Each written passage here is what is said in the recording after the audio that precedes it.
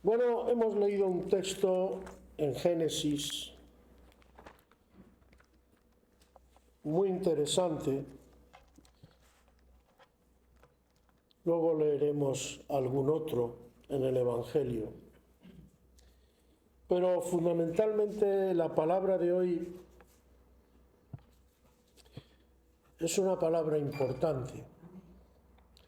Y quise coger este de Génesis, del que no se suele hablar mucho. Es cuando el Señor le pide a Abraham que parta, coge, además es curioso también porque coge prácticamente todas las clases de ofrenda que se podían presentar, una ternera, una cabra, un carnero, una tórtola, un palomino, y los divide,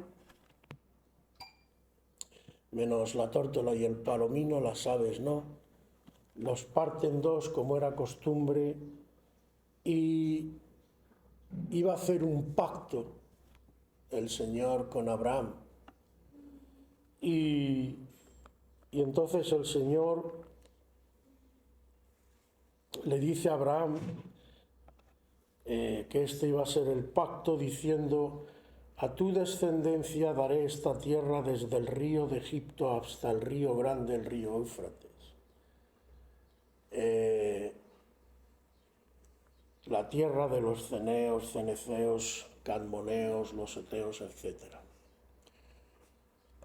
A ti y a tu descendencia se la voy a dar. Por cierto, dice desde el río Egipto hasta el río Éufrates. Todavía no se ha terminado de cumplir todo esto. Y lo que el Señor promete lo cumple, ¿verdad? Pero claro, a veces pasan cosas. Y entre otras cosas le dice un poco anterior, por eso he cogido desde el 12, dice: mas a la caída del sol sobrecogió el sueño a Abraham, es decir, se quedó dormido, y he aquí que el temor de una grande oscuridad cayó sobre él. Se sintió temeroso en el sueño, y entonces el Señor dijo a Abraham: ten por cierto que tu descendencia morará en tierra ajena, y será esclava allí, y será oprimida 400 años, mas también a la nación a la cual servirá juzgaré yo, y después de esto saldrán con gran riqueza. Y tú vendrás a tus padres en paz y serás sepultado, etcétera, etcétera, etcétera.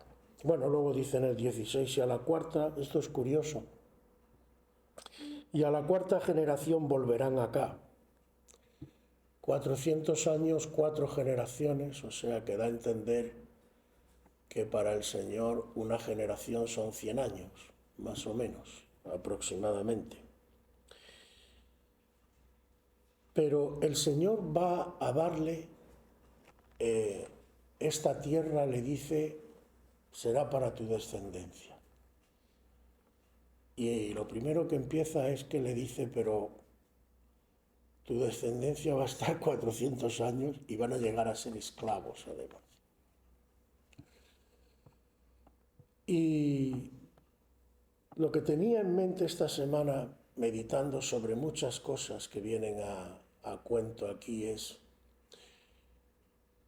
porque escuché además uno de estos comentaristas políticos y tal, por ejemplo, hablando del tema de Israel, que si Israel tenía por qué estar ahí en esa tierra, que si hay un grupo además que está esperando a que venga el Mesías, porque el Mesías va a ser el que va a cumplir ciertas cosas. Y bueno, hay parte de verdad en todo ello, pero no sé por qué, y por eso fue meditar en todo esto. El Señor me trajo al pensamiento cuando el pueblo judío fue echado fuera de su tierra. ¿Vale? Es el mismo Señor el que le dice a ese pueblo: vosotros que confiáis en este templo y que confiáis en que... Y es curioso porque, haciendo un inciso, como a veces, quizás no nos damos cuenta, pero secuestramos al propio Señor. Parece que el Señor tiene que hacer lo que nosotros queremos. Como el Señor, este es el templo del Señor, esto nadie lo va a poder tirar abajo nunca. Y el Señor le manda a Jeremías a ese pueblo y le dice: ¿cómo que nunca? Te voy a decir yo lo que es nunca. Nabucodonosor va a entrar aquí y se lo va a llevar todo. Y os vais a quedar sin el templo y sin muchas cosas. Y además os voy a decir más. Todo el que intente evitarlo, como los israelitas que se fueron a Egipto y todo esto para evitarlo, lo único que van a encontrar es desgracia. Porque yo ya he hecho juicio, yo os he estado mandando profetas, os he estado mandando avisos, ¿y qué habéis hecho vosotros? Pasar de ellos, ¿no?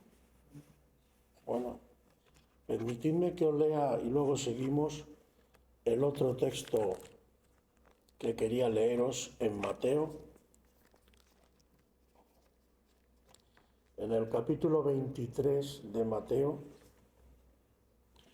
dice... ¿Dónde está? Sí, aquí. Dice, y decís... Bueno, no, primero vamos a lo de antes. En el versículo 34, por tanto, he aquí yo os envío profetas y sabios y escribas, y de ellos a unos mataréis y crucificaréis, y a otros azotaréis en vuestras sinagogas, y perseguiréis de ciudad en ciudad, para que venga sobre vosotros toda la sangre justa que se ha derramado sobre la tierra, desde la sangre de Abel, el justo, hasta la sangre de Zacarías, hijo de Berequías, a quien matasteis entre el templo y el altar. De cierto os digo que todo esto vendrá sobre esta generación. Y algunos incluso se atreven a decir: qué injusto es Dios, ¿por qué sobre esta generación si los que lo han hecho han sido otros? ¿Cómo somos el hombre? Pero cómo nos conoce Dios, y a Dios no se le puede engañar, es inútil. Si lo más triste es que es inútil, hay quien lo intenta, pero no se puede. Vamos a ver, vamos a leer un poco antes para que veamos las cosas, como Dios lo conoce todo. Dice en el versículo 30, y decís, si hubiésemos vivido en los días de nuestros padres, no hubiéramos sido sus cómplices en la sangre de los profetas. Y dice el Señor, así que dais testimonio contra vosotros mismos de que sois hijos de aquellos que mataron a los profetas. Pregunta, ¿y por qué no os arrepentís? ¿Y por qué no pedís perdón? Vosotros también llenad la medida de vuestros padres. Es decir, vosotros estáis siguiendo el mismo camino que vuestros padres. Hay gente que piensa, por eso he sacado lo de Israel, pero hay otros casos interesantes, que Dios se tiene incluso que sujetar a la ley de los hombres. Me acuerdo cuando, tú te acordarás, José, que tuvimos incluso una pequeña charla, José y yo, cuando se cumplió creo que fue el 5º aniversario de la expulsión de los judíos de España, y me acuerdo que hubo incluso un debate que escuché, porque decían, bueno, ya eso ya ha pasado, no tenemos por qué pedir perdón por lo que se hizo, basta solo con que los dejemos entrar otra vez y ya está, ¿no? Bueno, a lo mejor a los hombres le vale, pero ¿le vale a Dios? ¿Le vale a Dios? Vamos a volver al texto de Génesis. En el texto de Génesis, en el versículo 14, dice, mas también a la nación a la cual servirán, juzgaré yo. Juzgaré yo. ¿Cómo se te queda el cuerpo? Dios, lo primero que tenemos que tener claro es que a Dios las leyes humanas les importa un pimiento. Te lo digo así de claro. ¿Tú te crees que a Dios le importa que, por ejemplo, la ley española diga, o como han hecho en Francia ahora, vaya aberración, que el aborto es un derecho? ¿Tú te crees que a Dios le importa? ¿Dónde está escrito en la palabra de Dios que diga, yo juzgaré por vuestras leyes? Ahora sí te puedo decir donde dice, mis palabras juzgarán a los hombres. Mis palabras. Y los 10 mandamientos, aunque sean fruto del pacto del Señor con Israel, son mandamientos universales. Y por ellos vamos a ser juzgados todos. Incluso nosotros. Lo único que pasa, porque alguno esto parece que tampoco lo tiene claro, cuando tú aceptas a Cristo, tú crees que vienes a Cristo, allá está Cristo el bueno, que es tonto, qué bueno que es. No, perdona. ¿Por qué hay que hacer una oración? Y esa oración además tiene que tener una serie de puntos que no deben de faltar. Y uno de ellos es, Señor, me confieso pecador y te pido perdón por mis pecados. ¿Por qué? Si no tiene importancia. Pero tú tienes que reconocer, tú con tu boca, con tu propia voluntad, que has pecado contra Dios según la ley de Dios. Correcto, aleluya, correcto. Y que necesitas ser redimido. Y el Señor lo que te dice no es que tú no seas culpable.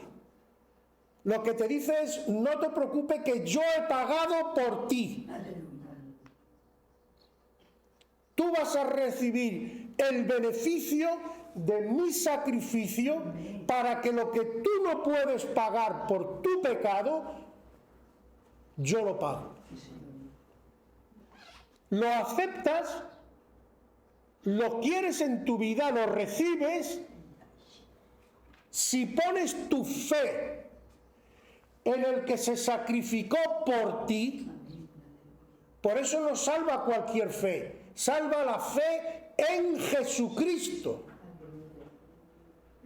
No me vale ni la fe en Mahoma, ni la fe en Gandhi, ni la fe, no me vale ninguna otra fe. La Biblia dice clara y estrictamente, no hay otro nombre bajo el cielo dado a los hombres en el cual podáis ser salvos. Aleluya, gloria a Dios.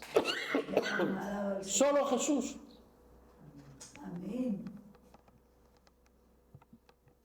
Él no se rige por nuestras leyes, ni nos va a juzgar, ni va a juzgar a los pueblos por nuestras leyes. Antes he dicho, cuando fueron echados los judíos, ¿qué pasó? Porque yo les diría a todos estos que dicen, no, bueno, cuando venga el Mesías, primero cuando venga el Mesías, según la palabra, entre otras cosas, el mundo va a estar al borde del colapso total. ¿Cómo será la situación? Que los judíos, ya no teniendo otra cosa, según parece dar a entender los textos, clamarán al Señor y dirán, Señor. Y estará todo rodeado de ejércitos. Y si no recuerdo mal los textos, en uno dice que serán 200 millones. ¿Tú sabes lo que es eso? ¿No cuántos? Una buena conflagración hay ahí. O sea, la situación va a ser límite total. Y yo no voy a decir, y yo soy el primero que sé que Israel como gobierno y como cosa comete bastantes errores porque perfecto solo es Dios, pero a lo que me refiero, que es a lo que voy, los criterios de los hombres no valen para las cosas de Dios. Fijaos, luego entraré, pero al hilo de lo que estamos hablando. ¿Cómo juzga el Señor a este pueblo de Israel? Entre otras cosas, no solo a los profetas y eso, como dice aquí, sino por haber rechazado al Mesías.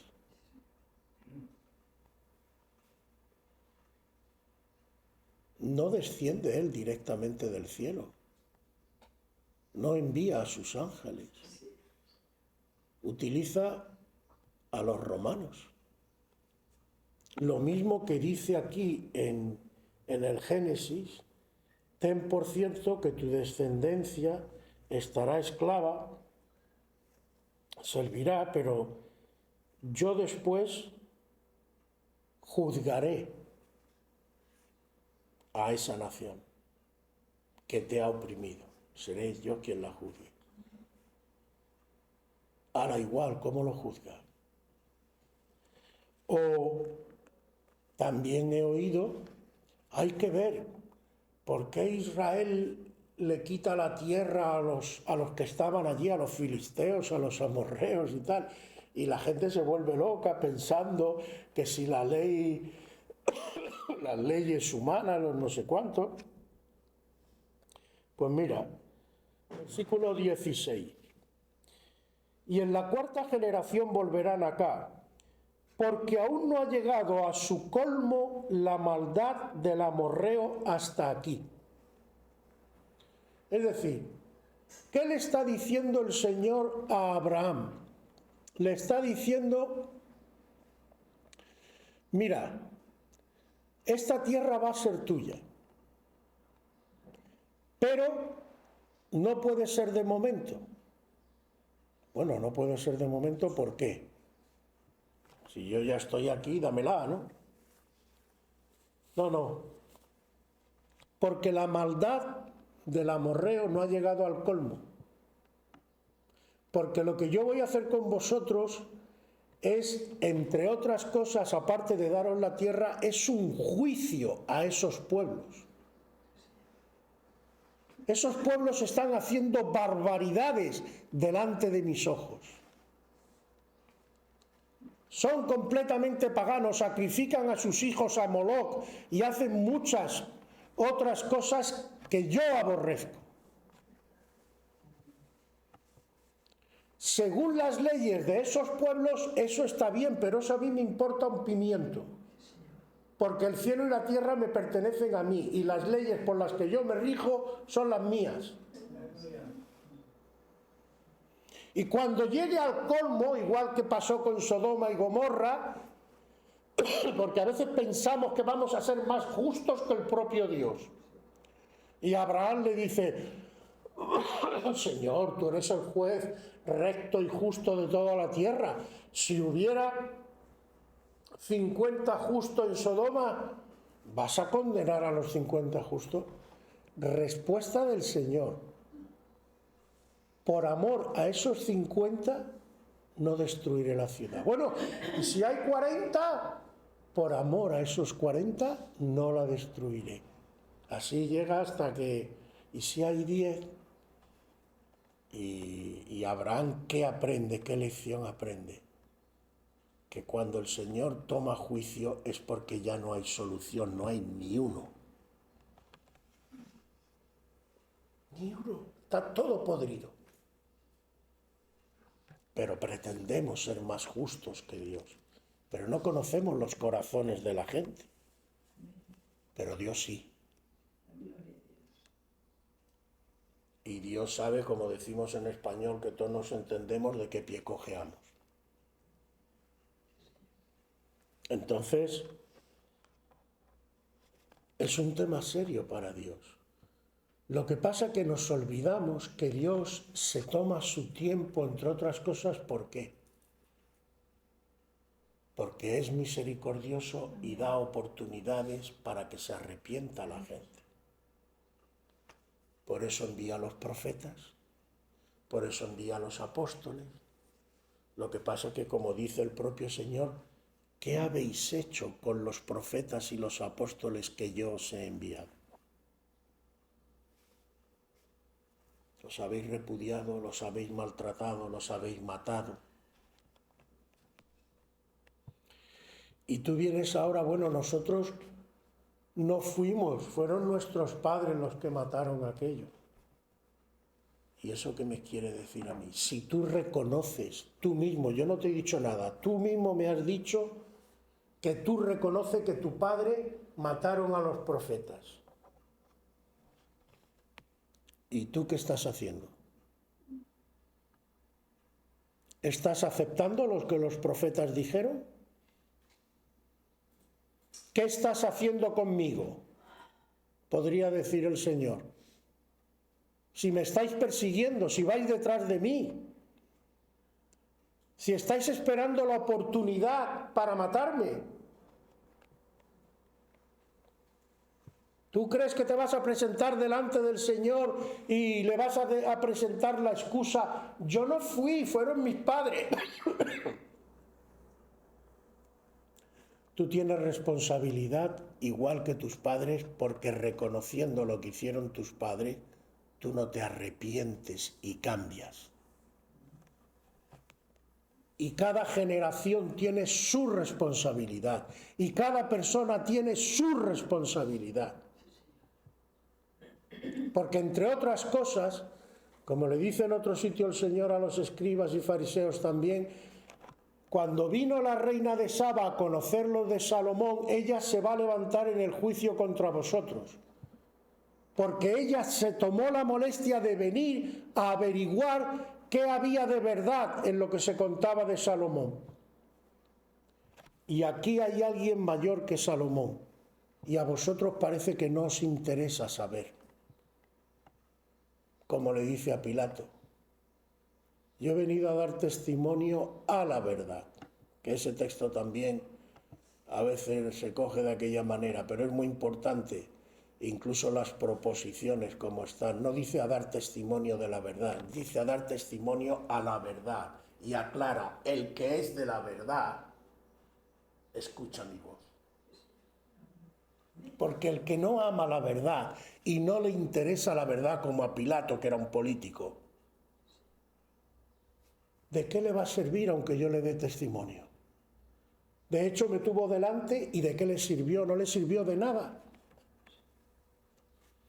Porque Pilato no buscaba la verdad, Pilato buscaba quitarse un problema de en medio. Tanto es así que sabía que estaba condenando a un justo y aún así consintió en condenarlo.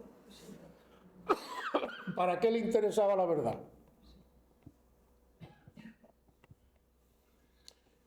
Pero Dios es un Dios justo de verdad. Y no se le escapa nada. Entonces, hermanos,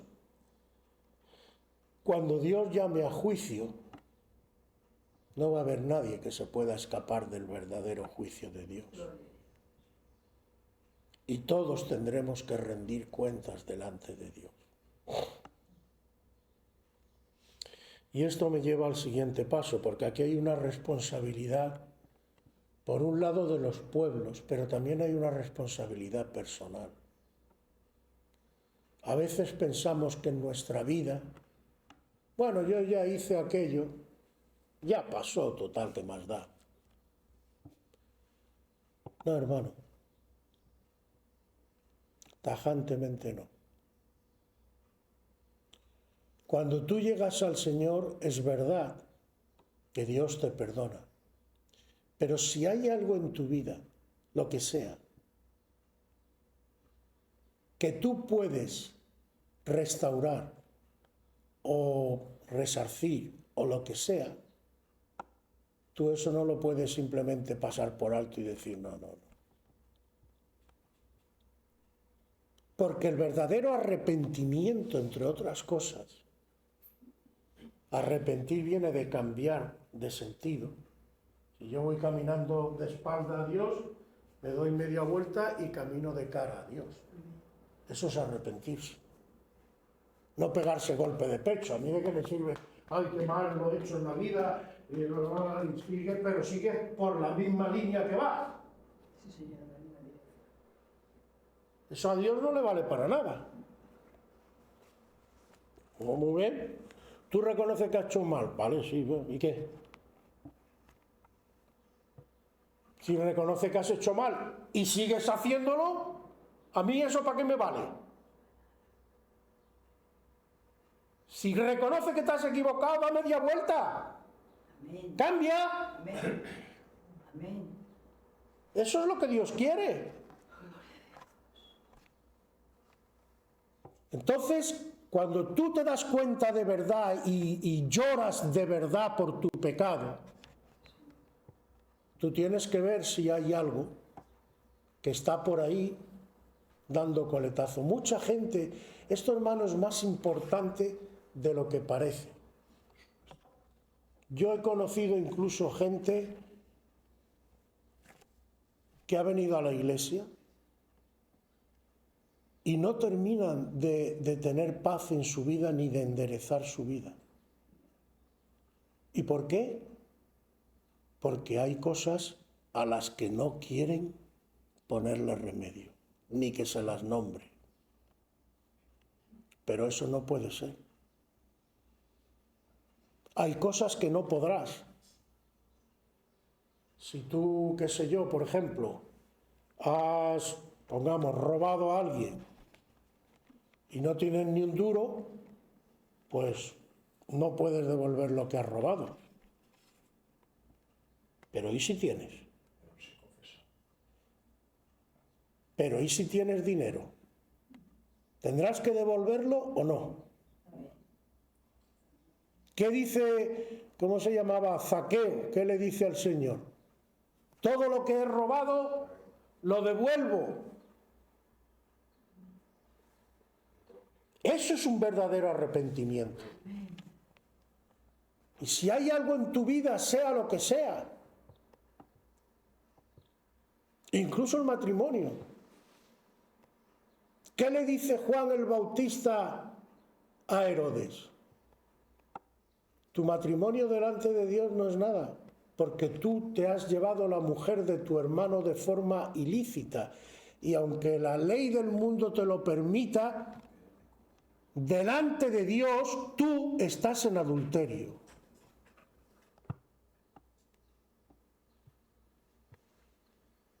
Entonces son cosas, hermanos, que no podemos pasar por alto. Y vuelvo a decir, el error está muchas veces en pensar que la ley de los hombres nos pueden servir. No. Con Dios solo sirve su ley. Amén. Porque Él se mueve por su ley. Y hermano, además es que encima no tenemos ninguna excusa.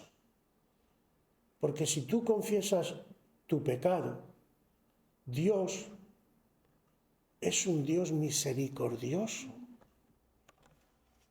Entonces es con el único que tienes la seguridad de que no te va a pasar nada. pero tienes que reconocer tu error. Si no lo reconoces, si no lo confiesas y si no aceptas las consecuencias, está el pobrecito, ¿no?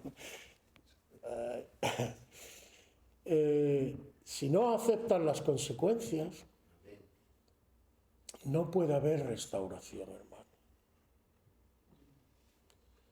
Entonces, esto es muy importante. Si hay cosas que ya no se pueden reparar, pues le pides perdón a Dios y conforme el Señor te guíe, tiras para adelante.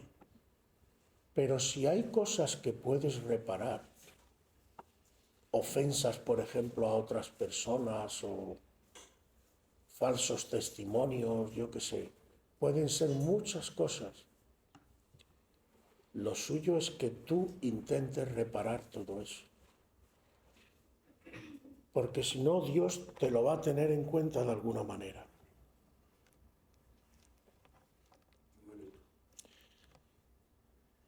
Y con las naciones también, hermanos. Porque hay naciones que prosperan y caen, y en Europa lo hemos visto. Cuando viene lo de la reforma y la gente se vuelve a la Biblia, de alguna manera eso hace que ciertas naciones que se apoyaron en la Biblia para hacer ciertas cosas prosperaran.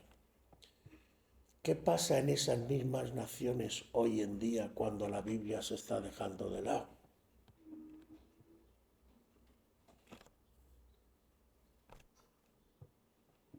Y si os cogéis toda la historia, y Dios para hacer juicio, que antes me he quedado a media, no necesariamente tiene que utilizar ángeles o hacerlo él directamente, puede hacerlo como en Sodoma y Gomorra.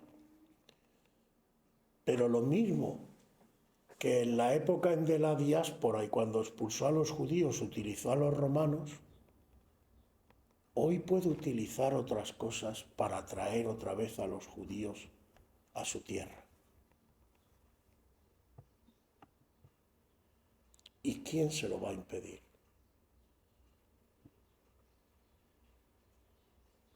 Porque claro, olvidamos a veces, hermanos,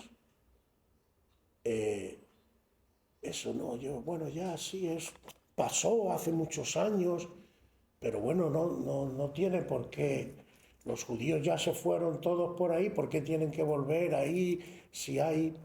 Mira, no voy a entrar en detalles. Pero si los echaron en contra de su voluntad, si el Señor dice, pues ahora yo los traigo, vuelvo a decir que Dios muchas veces utiliza las propias circunstancias nuestras, porque además Dios, hermanos, la gente está también muy equivocada. Este Dios que a veces nos imaginamos con el palo en la mano para ver si te equivocas y ¡pum! Eso es falso. Dios lo tiene, escúchame, tú medítalo y estudia la historia. Dios lo tiene muy fácil, porque nos olvidamos de algo. La naturaleza del hombre, el hombre que no conoce a Dios, el ser humano que no está redimido, y el redimido todavía tiene sus luchas, pero el que no está con Cristo, está caído en pecado, su naturaleza está torcida. El pecado reina en él. Y si este mundo se mantiene, escúchame bien, es por la misericordia de Dios que pone frenos. Aleluya. Cuando Dios tiene que castigar a alguien, ¿sabes lo único que tiene que hacer? Quitar los frenos y dejar que nuestra naturaleza, instigado por el enemigo, tome el control. ¿Y a dónde vamos? A la autodestrucción. Examina el panorama. Sí, Señor. Sí, Padre. No tiene que hacer otra cosa, solo dejarnos ir a nuestro aire. Y surge la envidia, los celos, la ira, la cólera, la ambición del hombre, todo eso. ¿De dónde dice la palabra de Dios? ¿De dónde vienen vuestras guerras y vuestros pleitos? ¿No es de la pasión que tenéis que combate en vuestros miembros? Dice el apóstol Pablo.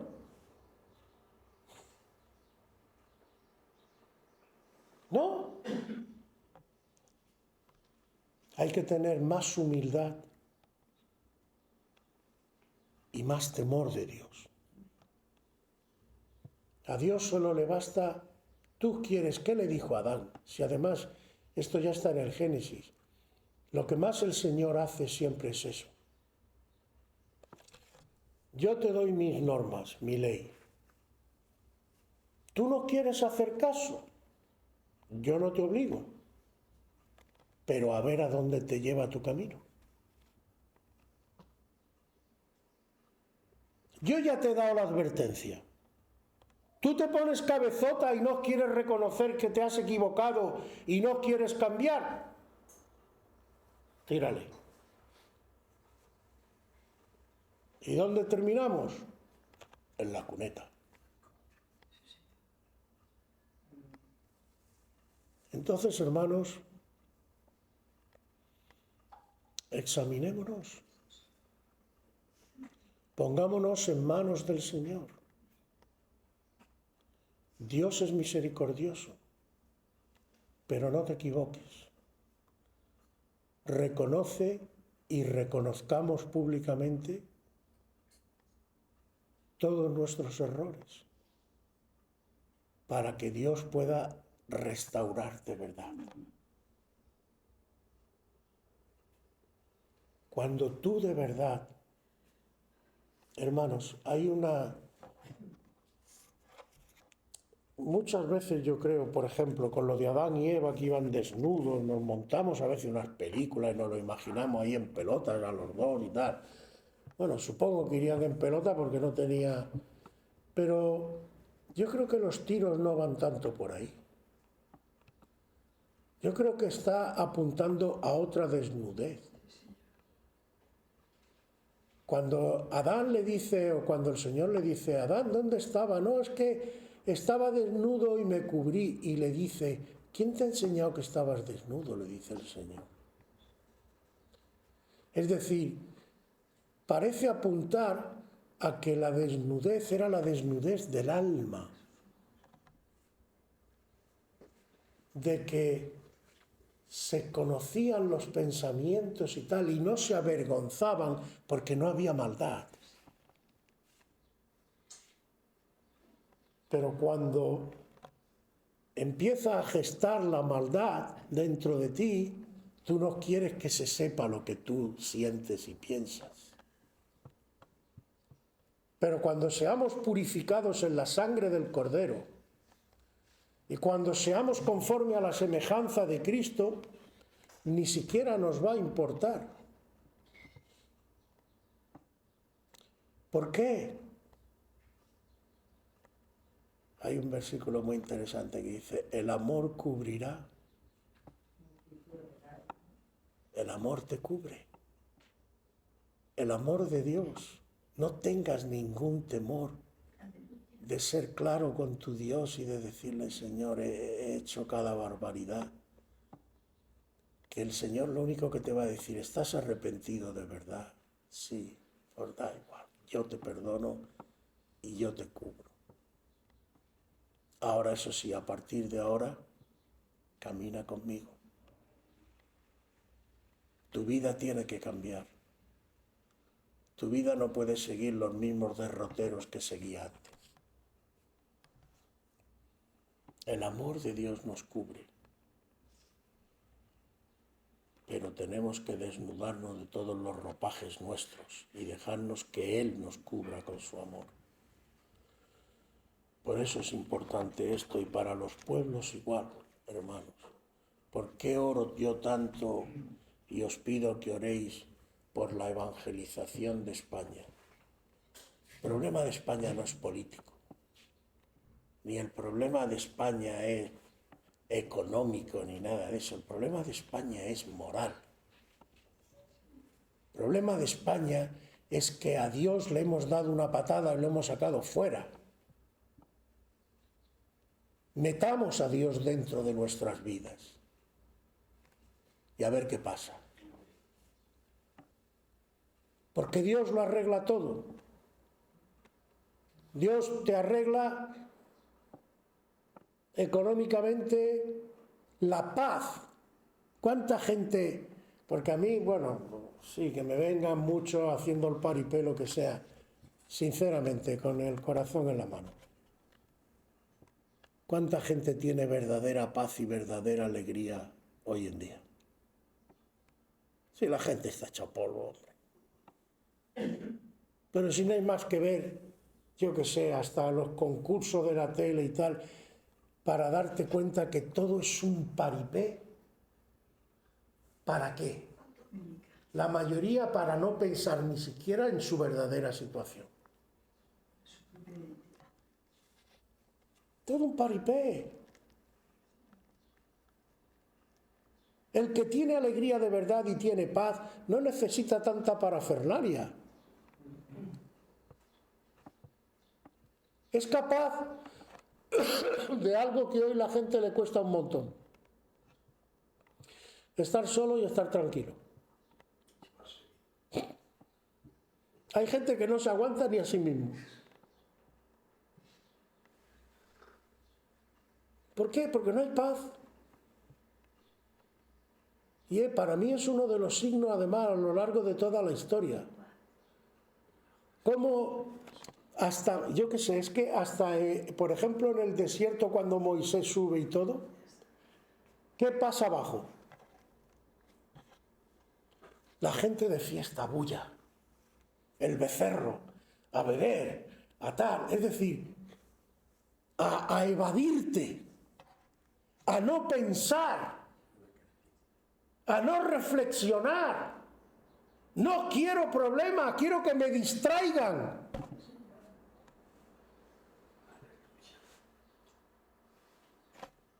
¿Por qué? Porque no hay paz.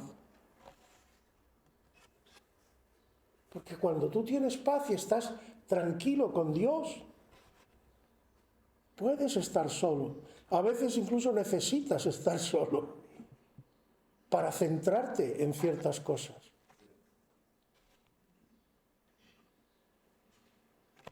Son signos, hermanos.